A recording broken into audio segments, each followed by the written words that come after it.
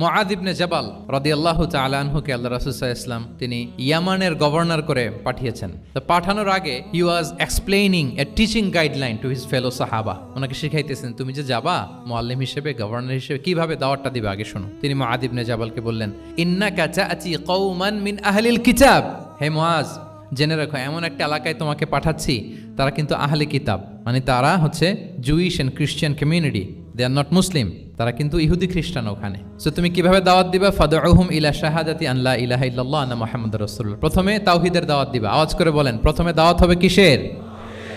তাওহীদের। ফাইনহুম আতাউ লিযালিক, বাক্যটা খেয়াল করেন, যখন তারা এটা মেনে নিবে, এটাতে অভ্যস্ত, তারপর তুমি দাওয়াত দিবা যে আল্লাহ প্রতিদিন 5 ওয়াক্ত সালাত ফরজ করেছেন। কয় ওয়াক্ত? 5 ওয়াক্ত সালাত। আচ্ছা, ফাইনহুম আতাউ লিযালিক, যখন তারা 5 ওয়াক্তে সালাতেও অভ্যস্ত হবে, তখন বলবা যে আল্লাহ তাআলা ধনীদের উপর যাকাত ফরজ করেছেন। ফাইনহুম আতাউ লিযালিক, যখন ওইটা মানবে, এরপরে বলবা রমজানের রোজা ফরজ করেছেন।